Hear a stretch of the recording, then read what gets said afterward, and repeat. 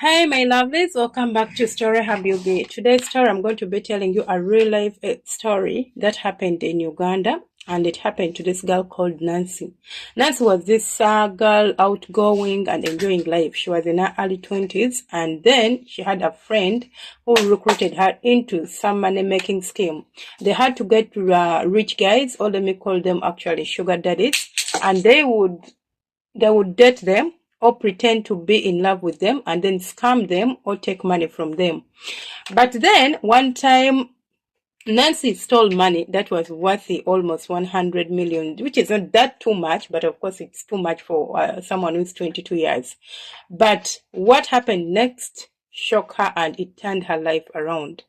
So she meets this guy in Kawempe and they start seeing each other and start going into different places. They started going out of the country and enjoying life.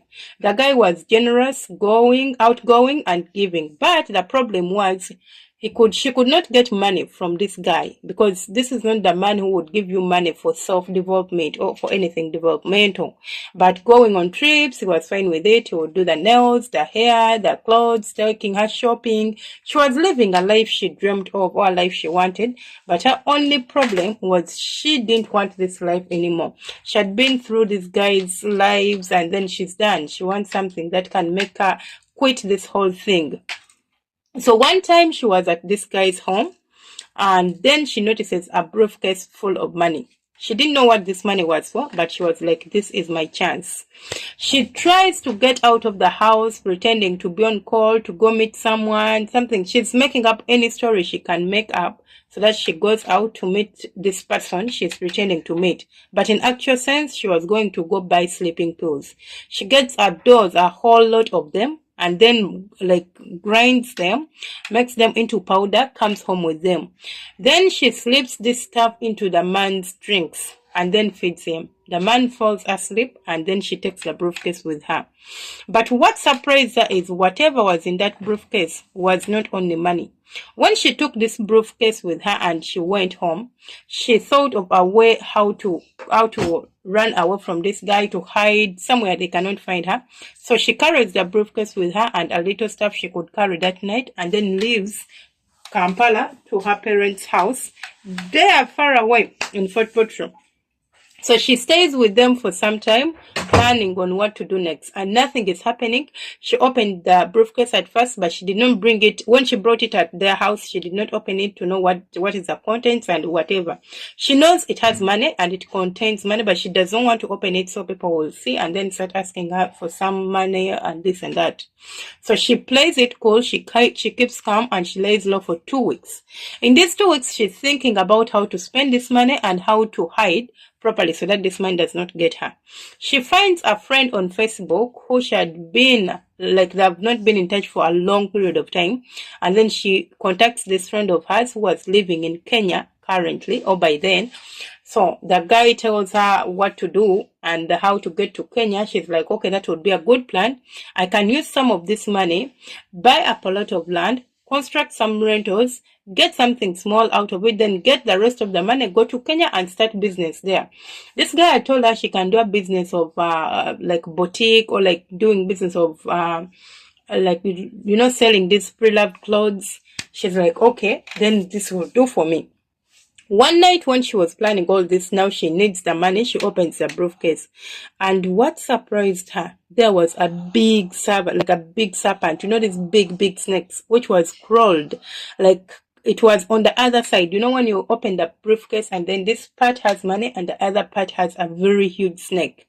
So she was afraid and she screamed on top of her voice. But when she screamed and her parents rushed in and everyone who was at home just was rushing in to see what was happening, they didn't see anything and they just kept saying, what did you see? And she said, there is a huge snake in that briefcase. And all they could see was nothing. They're not even seeing the money and they're not seeing the serpent she's talking about.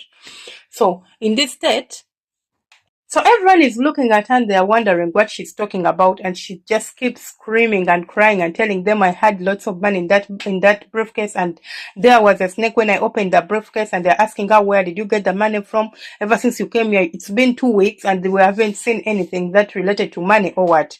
And surprisingly, the guy or the sugar daddy did not call to ask why she took the briefcase. He did not do any follow-up. He just stayed silent for all this while because she tried to hide. She doesn't know if the guy contacted the friends, but nothing happened. So seeing this happen, she was afraid, and then they thought she was losing her mind. Of course, that is what they all think. And then they started praying for her, trying to calm her down, and eventually she tried to calm down. Then she says, maybe it is in my head. She gets the briefcase, closes it, and then puts it under the bed and keeps quiet. She does not sleep. She's pacing in the room for the whole night. Then the following day, in the morning, she opens it again and sees the same thing. There is lots of money stacked on the other side, and there is another serpent, or is a snake, that is on the other side of the briefcase. Nancy is screaming again, and then her parents rush in and tell her, you know what, I think now this is spiritual. Maybe something is attacking you, but we need to know, why do you have a briefcase, and why do you say you have a lot of money and you can't see even anything? There is a thing, it's empty. She just keeps screaming and screaming. There is a traditional healer who was in the village or around the village. They take this Nancy there, and then this woman who was kind of like a seer, kind of a fortune teller, kind of just a traditional healer or a witch. So when she checks into the situation, she will tell them, this your daughter stole money from a certain rich man, but the money she stole was not just normal money. It was money that was meant for a ritual. That money was supposed to be delivered somewhere, as it was in the briefcase, and then she took it. She took what we call blood money. So your daughter needs to be cleansed, but before that, she needs to go back to this man and takes back the briefcase, and then we will do the cleansing after there, and we see what to do. Nancy goes back to Kampala and heads to Kawempe and goes to the man's home. But the man's home is locked and she can't find anyone in this house. She's trying to call because I think this wasn't the residence where this guy used to stay. I think this was one of his cottages or one of his houses where he would take these young women and then, enjoys them and gets whatever he wants to do with them, and then goes back to his own house where his family lives. And so Nancy tries to start tracing down this man to give back the briefcase, and she has no way to find out where this man is or where this man can be found. Then she starts sharing her story with her friends, who later on links her up to this man's friend, and then this man's friend links Nancy back to the man. That was 1 full month. And in this full month, Nancy could not sleep. She could just stay up sitting for a whole month. And now she's all looking very, very, very like, someone who is looking like very fatigued, very tired. She doesn't eat well. Whenever she tries to close her eyes, she's seeing this big, big snake like coming to swallow her. She's just traumatized and she's just there. So she meets this man, gets the briefcase and gives it back. The man just laughs at her and then takes the briefcase. And the warning that she got was like, never take something that is not yours. I was giving you whatever you asked me, but you wanted more, and that is what you could get. If you ever take anything that does not belong to you, these are the consequences. The man left in his car, and then she drives back with her friends.